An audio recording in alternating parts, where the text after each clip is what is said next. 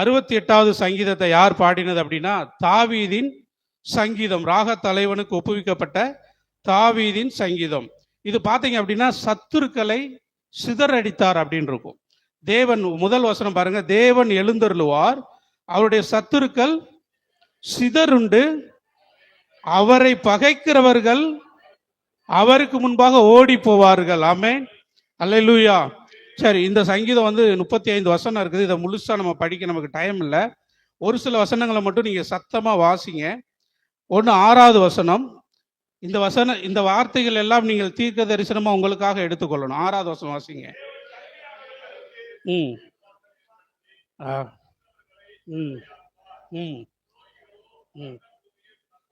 Right. தேவன் தனிமையானவர்களுக்கு என்ன செய்ய போறாராம்? வீடு வாசல்களை ஏற்படுத்துவார். ஓகே, அடுத்து 12வது வசனம்.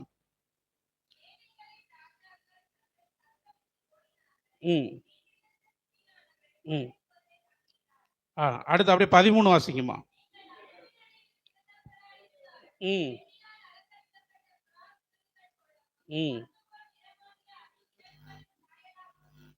ஆமென். 12, 13 யாரை பத்தி சொல்லுதுன்னு தெரியுமா? பெண்களை பத்தி சொல்லு. சிம்பிள், அவ்வளவுதான். இந்த 12வது வசனமும் 13வது வசனமும் பெண்களை பற்றி சொல்லுகிறது. ஒரு பெரிய ஜெயத்தை கர்த்தர் வச்சிருக்கிறாரு. ஒரு சத்துருக்களை சிதறடிக்கணும், ஒரு தேசத்திற்கு ஒரு ஜெயத்தை கொடுக்கணும். அதுக்கு யாரை தெரிந்து கொள்றார் அப்படின்னா சில பெண்களை. ஆமென். சரி, இன்னைக்கு பெண்களா இருக்கிறவங்கள ஒரு அல்லேலூயா சொல்லுங்க பார்ப்போம். சரி, கர்த்தர் ஒரு பெரிய ஜெயத்திற்காக உங்களை என்ன பண்ணியிருக்கிறாரு? முன்குறித்திருக்கிறார். சரி, 18வது வசனம்.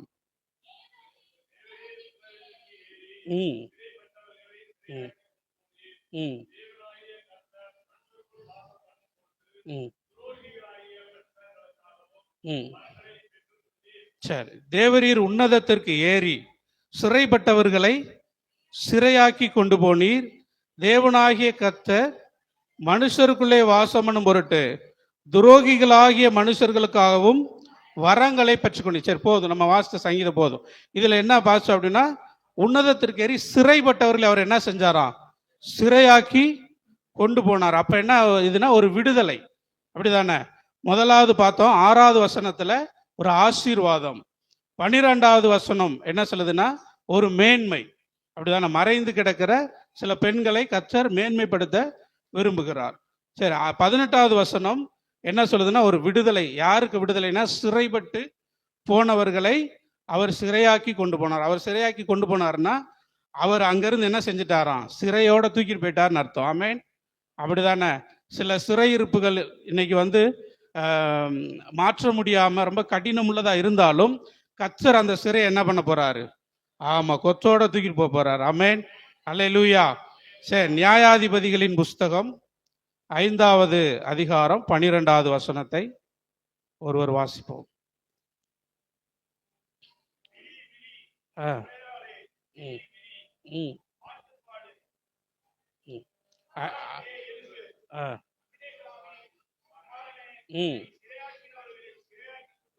அல்லேலூயா. உன்னை சிறையாக்கினவர்களை சிறையாக்கி கொண்டு போ. பாருங்க, இந்த வசனத்தை எனக்கு டைமே இல்லை, நேற்று ரொம்ப லேட்டாக தான் வந்தேன். ஆனால் காலையில் நான் படிக்கும் போது அந்த வசனத்தில் இருக்கிறத இதை யதார்த்தமாக ஆண்டவர் இதை என்ன பண்ணுறாரு? கனெக்ட் பண்ணி கொடுக்குறாரு. பரிசுத்த ஆவியானவர் இணைக்கிறவராக இருக்கிறார். ஆமென். பாருங்க, இது பாராக் அப்படின்னு ஒரு மனுஷர் இருந்தாரு. அவரை பற்றி ஒரு தீர்க்க தரிசனம் சொல்லப்படுது. என்ன சொல்லப்படுதுன்னா, நீ என்ன செய்யணும்? உன்னை சிறையாக்கினவர்களை சிறையாக்கி கொண்டு போ. அப்படின்னா நீ என்ன பண்ண? காப்பாத்தி நீ கொண்டு போ அப்படின்னு அர்த்தம்.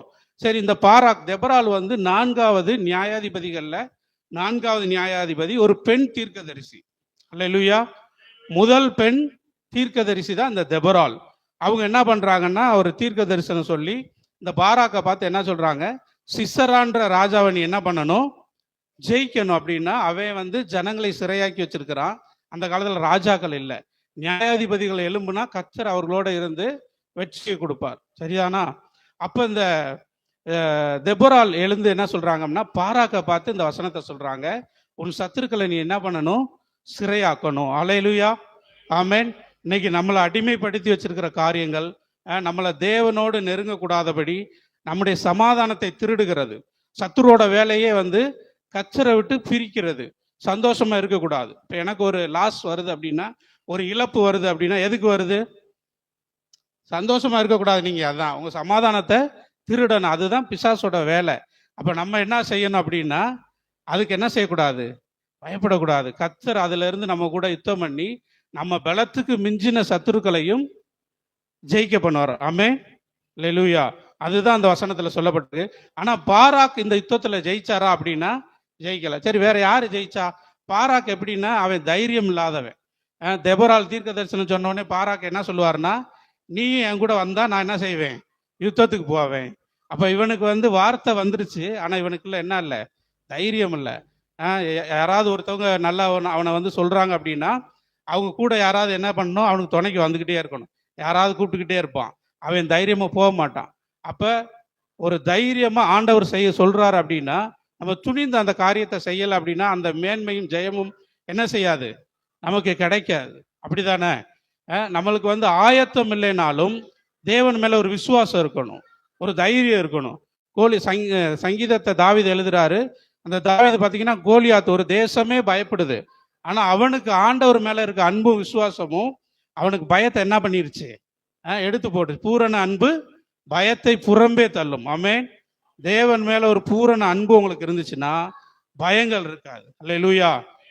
சரி, இது அப்படியே 5வது அதிகாரத்துல வாசிங்கன்னு சொன்னா 20 வாசிங்க. நியாயாதிபதிகள் 5:20.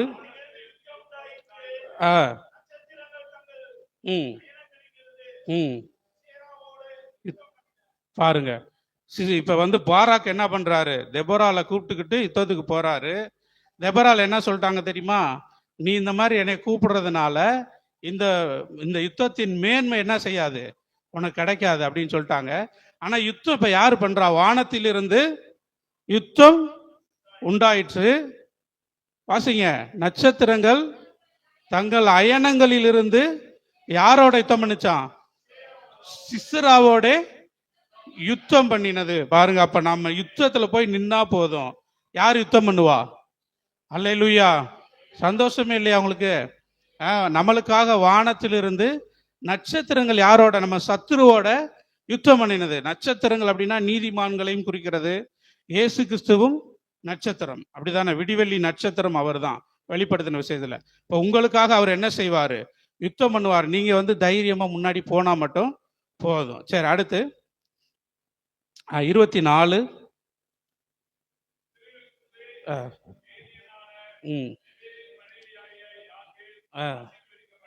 அப்படியே தொடர்ந்து 27 வரைக்கும் வாசிங்க. ஸ்திரீகளுக்குள்ளே ஆசீர்வதிக்கப்பட்டவள், கூடாரத்திற்குள் வாசமாயிருக்கிற ஸ்திரீகளுக்குள்ளே அவள் ஆசீர்வதிக்கப்பட்டவள்.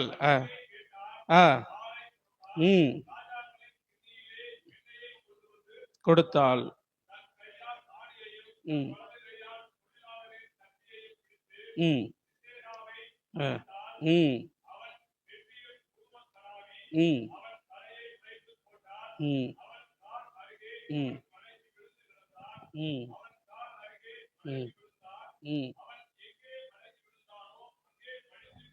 அல்லேலூயா. இந்த பெண் யாரு அப்படின்னா, கூடாரங்களுக்குள்ள இருந்த பெண். இந்த பாராக் என்ன பண்றான் அப்படின்னா, யுத்தத்தில் அவன் தோற்கடிக்கப்படும் போது பயந்து ஓடியாந்து ஒரு கூடாரத்துக்குள்ள என்ன பண்றான்? ஒளிஞ்சுக்கிறான். எங்க வந்து ஒளிகிறான் அப்படின்னா, யார் அந்த பெண்ணு? 27 சொல்லப்பட்டிருக்கு இல்லையா? யாகேல். யாகேல் கூடாரத்துக்குள்ள இருக்கிறா. அந்த கூடாரத்துக்குள்ள வந்து அவன் உள்ள வந்து ஒளிஞ்சுக்கிட்டான். பாராக் ஒளிஞ்ச உடனே தண்ணி கேட்கிறான். தண்ணி கேட்டவனுக்கு இந்த அம்மா என்ன கொடுக்குறாங்க? பாலை கொடுக்குறாங்க. பாலை கொடுத்தால் ராஜாவின் கிண்ணியிலே வெண்ணெயை கொண்டு வந்து கொடுத்தால், தன் கையால் ஆணியையும் வலது கையால் தொழிலாளரின் சுத்தியையும் பிடித்து சிசராவை அடித்தாள். எங்க அடித்தாலாம்? அவன் நெற்றியில் உருவ அடித்தால். நெற்றியில் உருவ கடாவி அவன் தலையை உடை. தாவீது கோலியாத்தை எங்க அடிச்சான்? நெத்தியில. ஆண்டவர் பிள்ளைக்கு எப்படி அடிக்கணும்? நெத்தி அடி அடிக்கணும். ஆமென், அல்லேலூயா. சரி, இன்னைக்கு நீங்க அநேக யாகேல்களை தேவன் எழுப்ப போகிறார். ஆமென், அல்லேலூயா. சரி, அந்த அம்மா எப்படி இருந்துக்கு பாருங்க. கூடாரத்துக்குள்ள இருந்தாலும் ஆயத்தமா இருந்திருக்கு. அவன் தண்ணி கேட்கும் போது, இருங்க தண்ணி இல்லை, பக்கத்து வீட்டில் எடுத்துட்டு வரேன்னு சொல்லலை. அந்த அம்மாட்ட பால் இருந்துச்சு, சுத்தி இருந்துச்சு, அப்புறம் என்ன இருந்துச்சு, கூடார ஆணி இருந்துச்சு. அப்படிதானே? கூடாரத்துக்குள்ள இருந்தாலும் நம்ம எப்படி இருக்கணும்? ஆயத்தமா விழித்திருக்கிறவர்களா இருக்கணும். புத்தியுள்ள கன்னிகைகள் எப்படி இருந்தாங்க? ஆயத்தமா இருந்தாங்க, எண்ணெயை வச்சிருந்தாங்க. அது போல ஆயத்தமா இருந்தீங்க அப்படின்னு சொன்னா பெரிய பெரிய மேன்மைகள் எப்படி வந்து சேரும்? உங்களை தேடி வந்து சேரும். ஆமென். நீங்க கூடாரத்துக்குள்ள இருந்தாலும் மறைக்கப்பட்டு இருந்தாலும் எப்படி அதை பயன்படுத்தும்படி கடவுள் எப்படி எனக்கு இன்னொரு சாவியை கொண்டு வந்தாரோ அது போல ஆண்டவர் எப்படி பண்ண போறாரு? மறைந்து கிடக்கிறவங்களை தேவன் மேன்மைப்படுத்துவார். ஆமென். சில பாராக்குகள் அதை இழந்து போனாலும் சிலருடைய நன்மைகள் தாண்டி வந்து நீங்க கூடாரத்துக்குள்ள தான் இருக்கீங்க, உங்களுடைய நற்கிரியைகள் வெளியே தெரியல, நீங்க செய்கிற காரியங்கள் யாருக்குமே தெரியல. ஆனா என் மனசாட்சிக்கு நான் தேவனுக்கு பயந்து நான் நன்மை செய்கிறேன். ஆனா அது என்ன செய்யல, யாரு கண்களுக்கு தெரியல. நீங்க இருக்கலாம். ஆனா அடுப்பின் அடியில் கிடந்தவர்களா இருந்தாலும் பொன் சிறகுகளால் நீங்கள் அலங்கரிக்கப்பட்டவர்கள். பாருங்க, கர்த்தர் உங்களுக்கு பொன் சிறகுகளை வச்சு அலங்கரிக்கும் போது ஒரு மேன்மை. உள்ள என்ன இருக்குன்றது முக்கியம் இல்ல, வெளியில என்ன இருக்குன்றத முக்கியம். உள்ள எப்படி இருந்தாலும் கர்த்தர் என்ன பண்றாரு? மேன்மையை நம்மளோடு இணைக்கிறார், பெரிய பெரிய ஜெயங்களை கொடுக்கிறார். ஆமென். அல்லேலூயா. ஒரு சிலருடைய வாழ்க்கையில இந்த வார்த்தை நிச்சயமாய் நிறைவேறும். சரியா? ஒருத்தருக்கு புதுசா இருக்கலாம், ஒரு சிலருக்கு ஏற்கனவே கர்த்தர் பேசினதா இருக்கலாம். நிச்சயமாய் இந்த வார்த்தை கொண்டு உங்களை நடத்துவார், பெரிய ஜெயங்களை கொடுப்பார். ஒரு சில ஜெபம் பண்ணிடுவோமா? அப்படியே எந்திரிச்சு நில்லுங்க, வலது கரத்தை உயர்த்தி. நல்ல தகப்பனே, ஹல்லேலூயா. அப்பா, உம்மை நோக்கி பார்க்கிறோம். நீதியின் தேவனே, உம்மை துதிக்கிறோம், உம்மை ஸ்தோத்தரிக்கிறோம். ஆண்டவரே, தெபொராலே விழி என்று எழுதப்பட்டிருக்கிறது போல ஆண்டவரே அப்பா, இன்னும் நாங்கள் உறங்கிக் கொண்டு இல்லாமல் ஆண்டவரே நாங்கள் விழித்து எழும்பட்டும். ஆண்டவரே அப்பா, தெபொராலை பார்த்து ஆண்டவரே கர்த்தருடைய வார்த்தை சொல்லுகிறது, நீ எழும்பாத வரைக்கும் கிராமங்கள் பாழாய் போயின. நீ தீர்க்கதரிசியாய் அல்ல, தாயாக எழும்ப வேண்டும். அநேக ஜனங்களுக்கு நீ தாயாக எழும்பாத வரைக்கும் அநேக கிராமங்கள் பாழாய் போயின என்று எழுதியிருக்கிறது. ஆண்டவரே, இங்கிருந்து அநேக தெபொரால்களை எழுப்பும் ஆண்டவரே.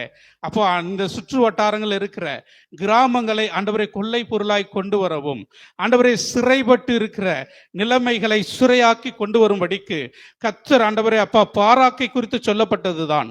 ஆனாலும் ஆண்டவரே அப்ப அதை யாகேல் கூடாரத்திலே மறைந்து கிடந்த யாகேல் அதை பெற்றுக்கொண்டால் ஆண்டவரே அப்பா, சுத்தினாலே ஆண்டவரே சிஸ்ராவின் தலையை உடைத்தது போல ஆண்டவரே சில சத்துருவின் அதிகாரங்களை உடைத்து ஆண்டவரே பொல்லாத பிசாசின் ஆண்டவரே கிரியைகளை உடைத்து எங்கள் சமாதானத்தின் சந்தோஷத்தின் திருட நினைக்கிற சத்துருக்களை ஆண்டவரே அப்பா, அவனுடைய எல்லா ஆண்டவரே அப்பா வல்லமைகளையும் உறிந்து கொண்டு ஆண்டவரே நாங்கள் எழும்ப கர்த்தர் கிருபை செய்வீராக. ஆண்டவரே அப்பா, சில யாகேல்களை ஆண்டவரே நீங்க எழுப்புவீராக. ஆண்டவரே இந்த சபையை ஆசீர்வதிக்கும்படி ஆண்டவரே சபை ஆண்டவரே வளர்ந்து பெருகும்படிக்கு ஆண்டவரே சில யாகேல்களையும் ஆண்டவரே சில பிரிஸ்கில்லா ஆகிலாக்களையும் எழுப்புவீராக. ஆண்டவரே அவர்கள் வீடு ஆலயமாய் மாறினது போல ஆண்டவரே நீர் எழுப்பி ஆண்டவரே நீ வருகிற நாட்கள்ல இங்க இருக்கிற அனைவருடைய குடும்பங்களும் ஆண்டவரே வாசஸ்தலங்களும் ஆண்டவரே கூடாரங்களும் ஆலயங்களாய் ஆண்டவரே சத்துருக்களை சிதற பண்ணுகிற ஸ்தலங்களாய் மாறும்படிக்கு கர்த்தர் கிருபை செய்வீராக. ஆண்டவரே சிறையிருப்பு இனி மேற்கொள்ளாதபடிக்கு, பிசாசின் திட்டங்கள் இனி செயல்படாதபடிக்கு ஆண்டவரே முற்றிலுமாய் சிறைப்படுத்துவீராக. முற்றிலுமாய் ஆண்டவரே சிறைபிடிப்பீராக. ஆண்டவரே நோவாவின் காலத்துல ஆண்டவரே அப்பா பாதாளத்தில் இருந்த ஆவிகளை ஆண்டவரை நீர் உயிர் தெழுந்த போது அதை அந்த சிறையிருப்பை நீர் சிறையாக்கி கொண்டு போனீர் என்று எழுதியிருக்கிறது. ஆண்டவரே ஒருவரை நீர் தப்ப விடாதபடிக்கு ஆண்டவரே சத்துருவை நீர் அழித்தது போல அப்பா உம்முடைய பிள்ளைகளை ஆண்டவரை நீர் மீட்கும்படியாய் நாங்கள் செபிக்கிறோம். ஆண்டவரே இது எங்கள் சத்துருக்களை சிதறடிக்கிற காலம், ஆண்டவரே நீதி செய்கிற காலம். எங்கள் சமாதானத்தை திருடின ஆண்டவரே, எங்கள் சந்தோஷத்தை திருடின எங்கள் பொல்லாத பிசாசை எங்கள் தேவன் ஆண்டவரே அப்பா முறியடிக்கும்படியாய் ஆண்டவரே இந்த நாளை முன் குறித்ததற்காக நன்றி. நீங்க பெரிய காரியங்களை செய்யுங்க ஆண்டவரே. உம்முடைய ஜனத்திற்காக யுத்தம் பண்ணுவீராக. வானத்தின் சேனைகள் நட்சத்திரங்கள் தங்கள் அயனங்களில் இருந்து யுத்தம் பண்ணட்டும் ஆண்டவரே. நீரே உம்முடைய ஜனத்தோடு நடந்து வந்தீரே, உம்முடைய நடைகள் நித்திய நடைகளாய் இருந்தது ஆண்டவரே. பூமி அதிர்ந்தது, வானம் பொழிந்தது. அதுபோல் ஆண்டவரே தேவாதி தேவன் ஆண்டவரே பெரிய ரட்சிப்பை ஆண்டவரே வெளிப்படுத்துவீராக. ஆண்டவரே பிதா குமாரன் பரிசுத்த ஆவியின் நாமத்தினாலே அப்ப அந்த சபையை நாங்கள் ஆசீர்வதித்து ஜெபிக்கிறோம். ஆண்டவரே, இந்த சபை ஆண்டவரே இந்த பட்டணத்திற்கு அடையாளமாய் மாறட்டும். ஆண்டவரே, விடுதலைக்கு அடையாளமாய் மாறட்டும். ஆண்டவரே அப்பா, அந்த 7 மணி நேர ஆராதனை தொடர்ந்து செய்கிறோம். ஆண்டவரே, அதில் அநேகர் விடுவிக்கப்படட்டும். அப்ப அநேக வியாதியஸ்தர்கள் சத்துருவின் பிடியில, பிசாசின் கிரியைகள்ல சிக்கி இருக்கிற ஜனங்கள் விடுதலை ஆக்கப்படட்டும். ஆண்டவரே, எங்களுடைய பலன் அல்லப்பா, உம்முடைய பிரசன்னம் நிரப்பட்ட ஆண்டவரே. ஆண்டவரே, எங்களை உயர்த்த நாங்க ஒண்ணுமே இல்லை ஆண்டவரே. வீண் பெருமைகள் எங்களுக்கு வேணாம் ஆண்டவரே. அப்பா, வீண் சிந்தனைகளை வெறுக்கிறோம். தேவனுடைய வார்த்தையை நாங்கள் முதன்மைப்படுத்துகிறோம். கர்த்தர் எங்களுக்காக செயல்படுவீராக. தேவ பிரசன்னம் எங்கள் ஊழியத்தை அடுத்த லெவலுக்கு கொண்டு செல்லட்டும் ஆண்டவரே. அப்பா, யாகலை போல ஆயத்தம் உள்ளவர்களாய் இருக்கட்டும் ஆண்டவரே. எந்த நேரத்திலும் நாங்கள் ஆயத்தத்தோடு இருக்க பரிசுத்த ஆவியானவர் எங்களை பலப்படுத்துவீராக. ஆசீர்வதியும் பொறுப்படுத்திக் கொள்ளும். இயேசு கிறிஸ்து மூலமாய் ஜெபிக்கிறோம் நல்ல பிதாவே. ஆமென்.